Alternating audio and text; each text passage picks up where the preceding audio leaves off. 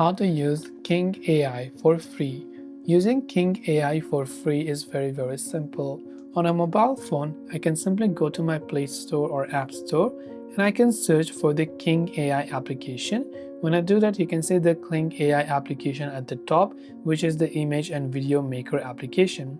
So what I can do is I can just tap on this install button over here to basically install the King AI application. Just wait until the installation process is complete.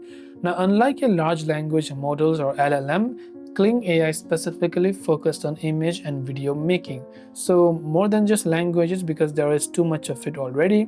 You can see the native 4K output and all of these options. You can sign in for credits. You can use Explore tab. You can go to Assets to log in with your account. You can even go to Your Space. You can tap the plus icon and basically, let's say you want to create an account, you can continue with your Google account on Kling AI as well.